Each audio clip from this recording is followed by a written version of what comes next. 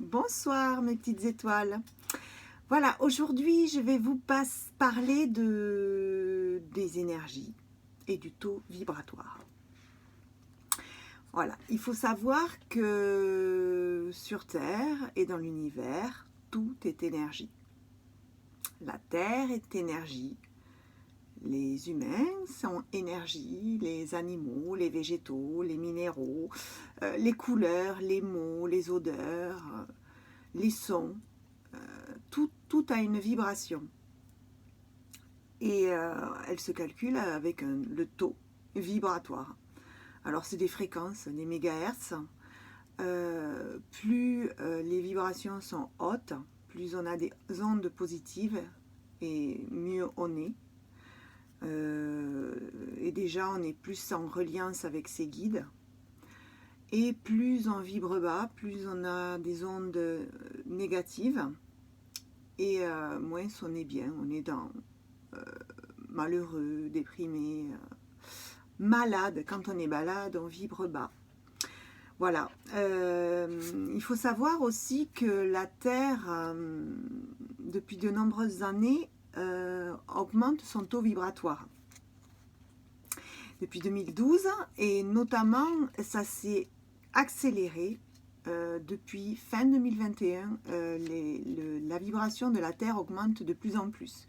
C'est parfait pour nous, c'est très bien, parce que plus on est haut en vibration et plus on est léger, heureux, bien, et en reliance avec le monde invisible, les guides, et puis nos défunts, les énergies, quoi, les énergies qui ne sont plus incarnées. Voilà, je pense que j'ai fait le tour.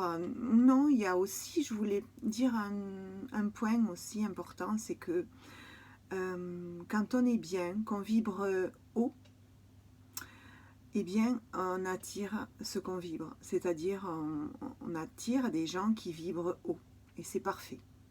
Voilà. Et vice-versa, quand on vibre bas, on attire des gens qui vibrent bas.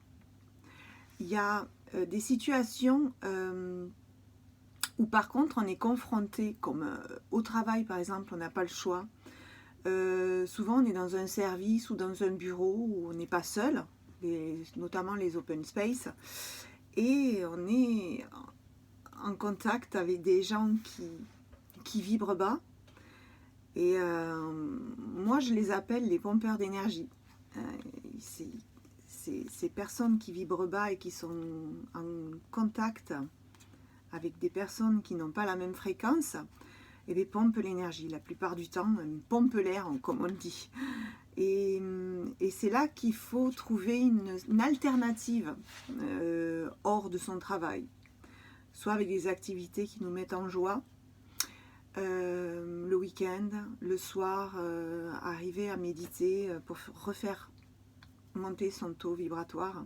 S'ancrer aussi permet de faire monter son taux vibratoire. Alors s'ancrer, c'est vivre dans la matière, vivre le moment présent.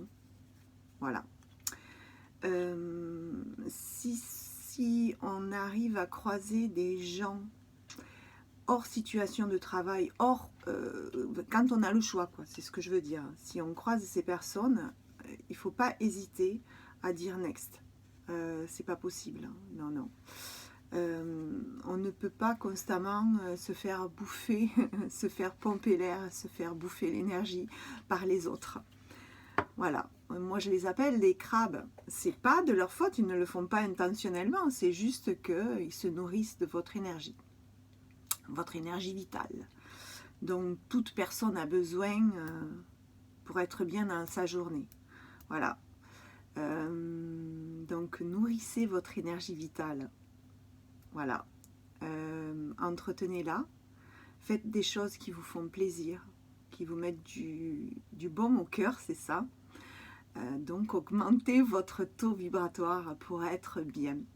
Voilà. Ah oui, une chose. Qu'est-ce que c'est qui fait baisser le taux vibratoire d'une personne aussi? C'est important. Oh, j'ai du baume, ça brille. Je me suis mis du baume.